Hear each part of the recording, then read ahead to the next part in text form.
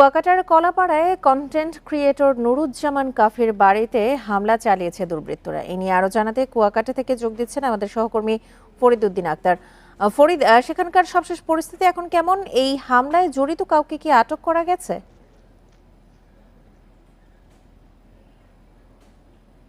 জুলাই আন্দোলনের সমন্বয়কারী ও বিভিন্ন ইস্যু নিয়ে সোশ্যাল মিডিয়ায় কথা বলা জনপ্রিয় কন্টেন্ট ক্রিয়েটর নুরুজ্জামান কাফির গ্রামের বাড়িতে আগুন দিয়ে পুড়িয়ে দিয়েছে দুর্বৃত্তরা। এই সময় তার পিতা মাতা সহ পরিবারের 6 সদস্য ঘরের মধ্যে ছিল, বাহির থেকে দরজা আটকানো। এই আগুন দেওয়া কাফির পিতা হাবিবুর রহমান বলেন, তবে তারা অক্ষত অবস্থায় দরজা ভেঙে বের হতে পেরেছেন। মঙ্গলবার রাত 1:30টার দিকে রজপাড়া কাফির গ্রামের বাড়িতে আগুনের ঘটনা ঘটে। কাফির বাবা যেটা জানিয়েছেন, ঘরের চালের উপরে তিনি প্রথমে আগুন দেখতে পান। মুহূর্তেই আগুনের লেলিহান শিখা ছড়িয়ে পড়ে ঘরের চারিদিকে।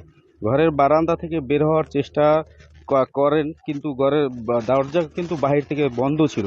এরপর তিনি পিছনের দরজা ভেঙে বের হন। এরপর একে একে তার বড় ছেলে, পুতের বউ সহ সবাইকে নিয়ে বের হতে সমর্থ হন। এর কিছুক্ষণ পরই ফায়ার সার্ভিস এসে 1 ঘন্টার নিয়ন্ত্রণের করেন আগুন। 1 ঘন্টা নিয়ন্ত্রণের চেষ্টা করার পর ফায়ার সার্ভিসের আগুন নিয়ন্ত্রণে আনতে পেরেছেন।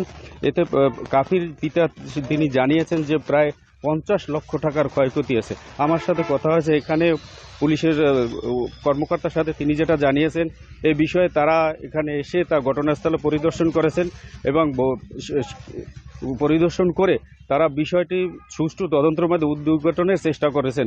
এই ছিল কাফির বাড়ি থেকে আমার কাছে সর্বশেষ।